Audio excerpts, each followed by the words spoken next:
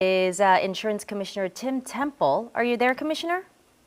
I'm here. Sorry for the long wait, and thanks for joining us. Yeah, thank you for joining us. First question everybody wants to know, will a storm like this, regardless of the impact anybody's insurance rates? We all know we're in a crisis. People have seen their homeowners go up. So with just a storm approaching us like this, will that impact people's rates? Well, look, I've been in conversations with some of the reinsurance markets with regards to this storm, and they're looking at their model projections. And, right now they're coming in somewhere around $1 billion to up to $1.5 billion potentially. That's not to the level where it would trigger an excessive, adverse market correction there. So as your viewers know, I mean, it all depends on how bad it ends up being. But, it looks like right now that it's not going to be as bad as it could be. We're just going to have to wait and see after the storm passes through and what kind of claims damage is reported.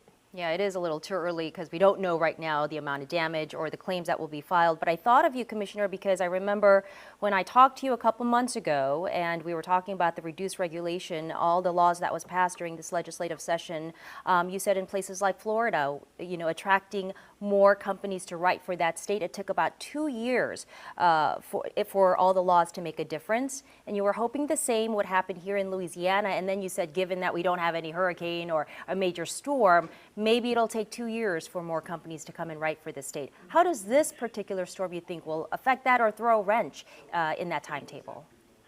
Well, look, the legislation, the changes that Florida made, they had the benefit. They made those early after after Hurricane Ian, and they had the benefit of multiple years of no storms. We made our changes this year, and unfortunately, we're having a hurricane.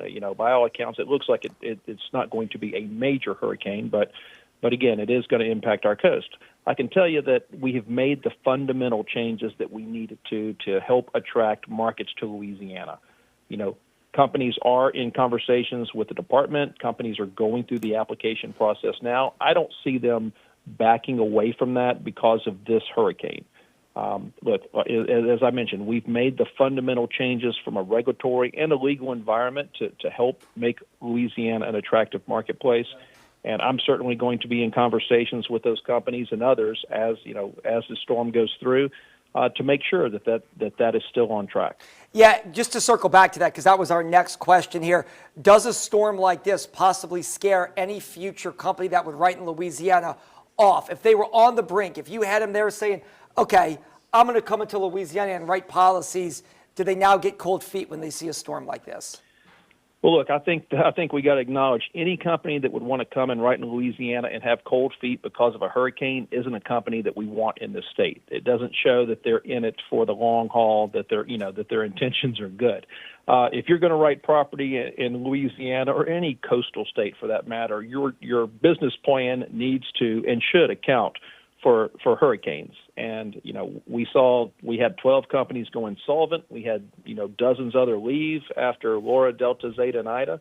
The ones that we currently have here, they've indicated that they had strong, sound business plans, ample reinsurance. And the companies that we're looking at and talking to, we're going to be looking and making sure that they have the same mindset and the same sound reinsurance in place. So, look, I don't think one storm scares away any serious players. And speaking of insolvency,